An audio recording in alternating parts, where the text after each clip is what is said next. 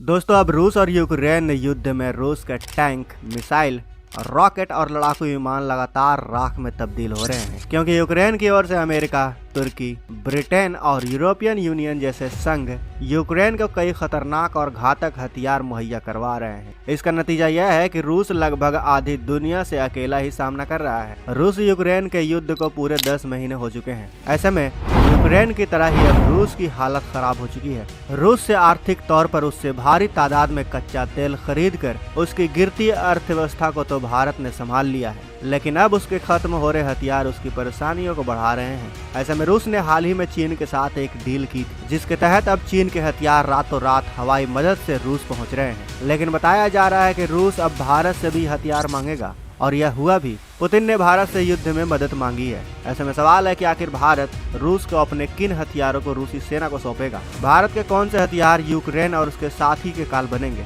क्या वाकई में ही भारत रूस को अपना सबसे घातक हथियार, जिसकी तोड़ अभी दुनिया में किसी भी देश के पास नहीं है, यानी काली हथियार को देगा। आज की इस वीडियो में हम इन्हीं सवालों का जवाब जानेंगे।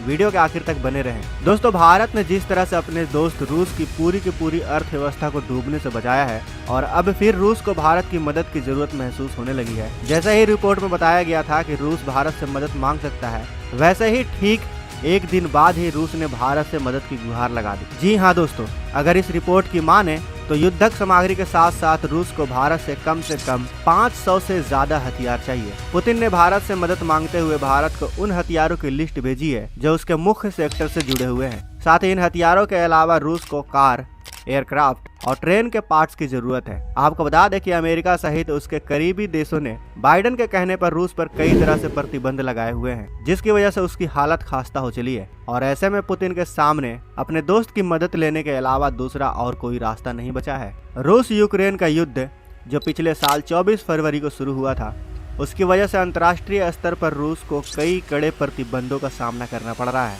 उसके हथियार एक तो नाकाम हो रहे हैं, और ऊपर से जो घातक हथियार थे वो भी अब खत्म हो चले हैं। लेकिन रूस ने भारत से किन किन हथियारों को मांगा है, ये बात अभी सार्वजनिक नहीं की गई है। लेकिन इतना जरूर तय है कि रूस भारत के स्वदेशी हथियारों का दीवाना बन चुका है। साथ ही रूस भारत के साथ अन्य रूप से व्यापार को भी बढ़ाने में लगा हुआ है, जो भारत के लिए भी मुनाफे का सौदा है। जानकारी के मुताबिक भारत भी रूस के साथ व्यापार को और आगे तक लेकर जाने के लिए अपनी इच्छा जता चुका है।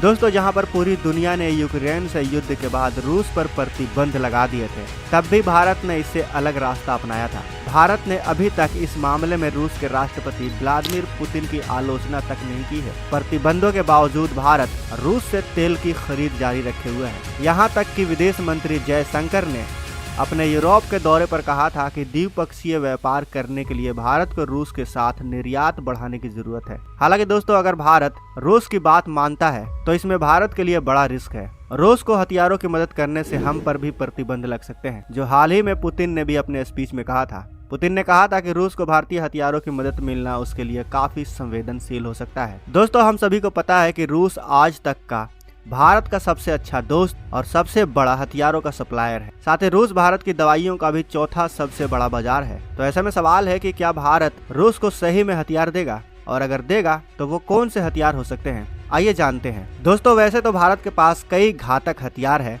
लेकिन शायद ही आपको पता हो कि भारत लेजर हथियारों के मामले में पूरी दुनिया में सबसे आगे है। भारत के DRDO ने कई तरह के लेजर हथियारों का सक्सेसफुली टेस्ट कर लिया है, जो दुश्मन के हथियारों को हवा में ही राख कर सकते हैं। यहाँ तक कि भारत का लेजर वेपन एक सैटेलाइट को भी तबाह कर सकते हैं। फिलहाल भारत के पास 2 ऐसे लेजर हथियार है जिसे पूरी दुनिया दुर्गा और काली के नाम से जानती है, जबकि भारत इन्हें और भी घातक बनाने के लिए काफी मेहनत कर रहा है, जिसमें दुर्गा का बेहतरीन वर्जन दुर्गा 2 शामिल है, जो 100 किलोवाट का लेजर है, जो लगभग 5 किलोमीटर की रेंज तक टैंक, मिसाइल, ड्रोन और लड़ाकू विमानों को भेज सकता है। हालांकि अगर भारत की अमेरिका से तुलना करें तो भले ही अमेरिका ने इन लेजर वेपन पर भारत से पहले काम शुरू किया हो, लेकिन भारत के लेजर वेपन ज्यादा ताकतवर हैं। अमेरिका साल 1960 से ही लगातार इन लेजर वेपन पर काम कर रहा है। माना जाता है कि यह लेजर वेपन भविष्य में काफी मददगार साबित हो सकते हैं। यह न सिर्फ लड़ाई में काम आ सकते हैं, बल्कि दुश्मन देश की जासूसी को रोकने के लिए भी ये काम आ सकते हैं। खैर, आप हमें कमेंट करके अवश्य बताएं